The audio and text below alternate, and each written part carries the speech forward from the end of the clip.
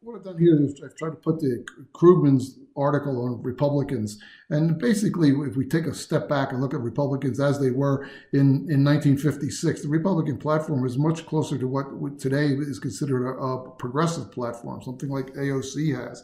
But the Republican policies since Reagan have really moved on to being anti-fact, anti-poor, anti-science, anti-non-white, anti-intelligence, and anti-democracy. But what he says is that it's not because they really believe in a different set of facts. It's not that they believe in a different set, but it's that they want to put, they basically are going to issue an assault on facts, on science, on democracy, and on intelligence that is not in line with their version of politics, with their Republican American dream, and therefore they're willing to do anything to do that. And the idea here is that if you look at our worldview, it normally consists of a conflict between our is and the ought. And basically they're saying that what ought to be, they're willing to ignore anything that is. And their ought is that power should be disproportionately doled out to white, evangelical, male, heterosexual, and opulent.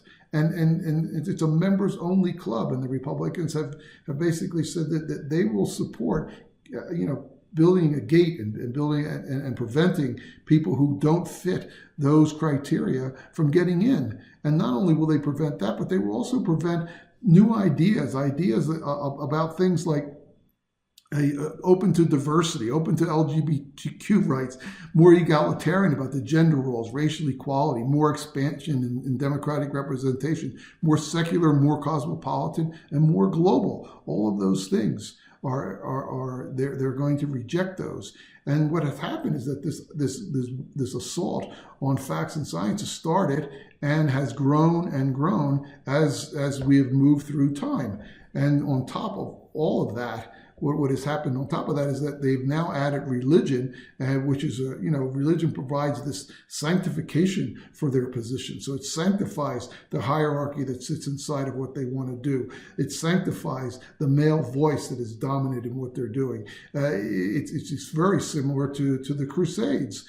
And basically, if you are able to address everybody else as being the devil, then you really have you're empowered to you have a license to kill, if you will, and so that's kind of where they are. And they believe that the white, evangelical, male, and heterosexual and opulent, they believe that those 5 criteria are really equally shared. And the challenge here is that that's not true. That the membership only that there's some necessary conditions. The necessary is that you have to be opulent and you have to be white. Those 2 are necessary. The preferred is that you be evangelical, that you be male, and that you be heterosexual. And so this group of people who are willing to stand behind them are not recognizing basically the necessary condition of opulence. And so that they are willing to be the soldiers, for the Republican Party because they are white, evangelical, male, and heterosexual. And they don't, and so they're willing to take up the assault and be the assault soldiers for the Republican Party, but they don't recognize that without opulence and without wealth, they are never going to really be members. Thank you.